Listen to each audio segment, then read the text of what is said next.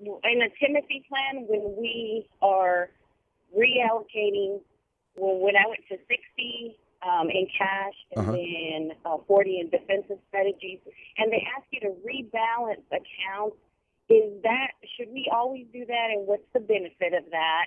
Rebalancing is probably one of the biggest overlooked strategies that the average investor doesn't do.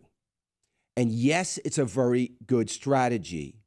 And the reason it's a good strategy, and I've been guilty of this myself in my IRA account, which I tend to ignore. I worry more about everybody else's stuff than I do mine. I tend to forget, and I don't rebalance on a quarterly basis, at least like I'd like to. And here's the idea of rebalancing. Number one is, if you believe in your strategy, you've got a good strategy going here, you say, listen, I've got 10% in, you were talking about Timothy, I have 10% in the Israel fund.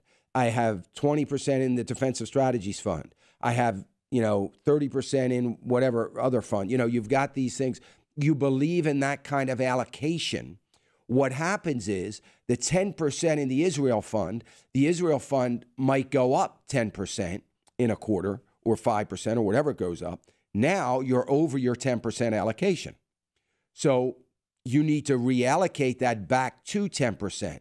And the beauty of reallocation and rebalancing is that it allows you two things. One, to take profit. You kind of do it automatically when things go up. And secondly, to buy in cheap when things go down.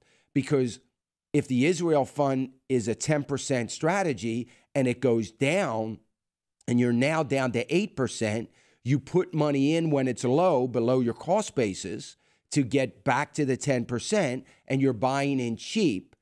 And all of that is a strategy that helps you in the long run maintain a profitable account. And if something goes down, helps you to recover in what goes down quicker. So it is a very good strategy. I think that, and the beauty of Timothy with that is you can have that allocation being done in a very regular basis. I'm not sure what it is, but it's at least quarterly.